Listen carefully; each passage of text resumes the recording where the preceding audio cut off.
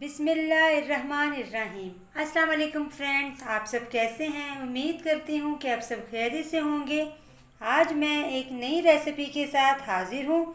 आज मैं बना रही हूँ शामी कबाब। बहुत आसान तरीके से और घर के ही मिसालों से हम शामी कबाब बनाएंगे और बहुत ही कम बजट में ही आप बहुत से शामी कबाब बना सकते हैं। तो ये बिल्कुल भी मुश्किल नहीं है। तो चलिए रेसिपी की तरफ चलते हैं। तो सबसे पहले बीफ गोश्त लेंगे। आप इसकी जगह मटन का या चिकन का भी ले सकते हैं। एक दरमियाने साइज़ की बारीक कटी प्याज डालेंगे। एक खाने का चम्मच डालेंगे लहसुन का पेस्ट और एक खाने का चम्मच अदरक का पेस्ट डालेंगे। 3 से 4 अदद बारीक कटी हुई हरी मिर्चें डालेंगे। नमक डालेंगे इसमें 1 टेबलस्पून या हस्बे ज़रूरत। 1 टीस्पून हल्दी पाउडर डालेंगे। 1 टीस्पून डालेंगे लाल मिर्च पाउडर। पिसा हुआ सूखा धनिया डालेंगे 1 टीस्पून और इसमें 2 गिलास पानी डालेंगे। पानी डालकर इसको हम मीडियम फ्लेम पर पकाएंगे। इसे मिक्स करेंगे।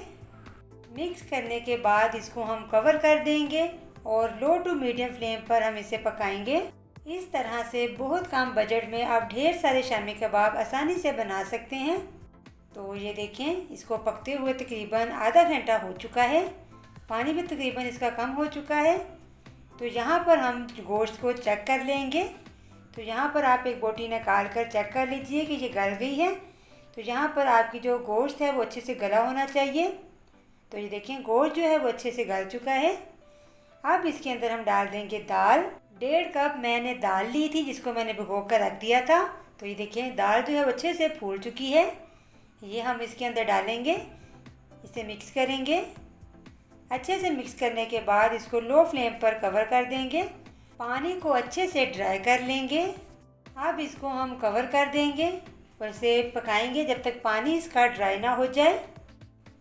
तो अब हम इसे चेक करते हैं। तो ये देखें, पानी जो है इसका तकरीबन ड्राई हो चुका है। ये देखें, दाल भी अच्छे से गल चुकी है। तो ये थोड़ा सा पानी रह गया है, इसको भी हम ड्राई कर लेंगे। ये देखें, दाल जो है वो अच्छे से गल चुकी है। तो अब फ्लेम को हम ऑफ कर देंगे और दाल को अच्छे से ठंडा कर लेंगे। दाल जो है वो ठंडी हो चुकी है।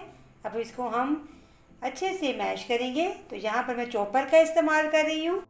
आप सबसे मेरी रिक्वेस्ट है कि जल्दी से मेरे चैनल को सब्सक्राइब कर लीजिए और साथ ही लगे बेल आइकन के बटन को भी दबाइए ताकि आने वाली नई रेसिपी सबसे पहले आप तक पहुँचे। ये देखिए नाज़रीन, दाल जो है वो अच्छे से ब्लेंड हो रही है। अब इसके अंदर हम अंडे शामिल करेंगे। तो सबसे पहले हम इसमें एक अंडा शामिल करेंगे और इसे दोबारा से मिक्स करेंगे। अच्छे से मिक्स करने के बाद हम इसको किसी भी बर्तन में निकाल लेंगे और जो बाकी इसका मटेरियल है वो हम इसके अंदर डालेंगे। साथ ही एक और अंडा डालेंगे और इसे ब्लेंड करेंगे। तो इस तरह से हमने सारे मटेरियल को अच्छे से मिक्स कर लिया है। देखें, बारीक पीस लिया है। इसके अंदर मैंने 2 अंडे इस्तेमाल किए हैं और यहाँ पर 1 टीस्पून मैंने गरम मसाला ऐड किया है इसके अंदर और थोड़ा सा हरा धनिया इसमें डाला है। अब अच्छे से हम इसको मिक्स कर लेंगे। 3 से 4 मिनट तक आपने अच्छे से इस मटेरियल को मिक्स करना है। परफेक्ट साइज़ की टिक्कियाँ किस तरह से बनानी है वो भी बताएंगे। तो आपने किसी भी जार का ढक्कन ले लेना है।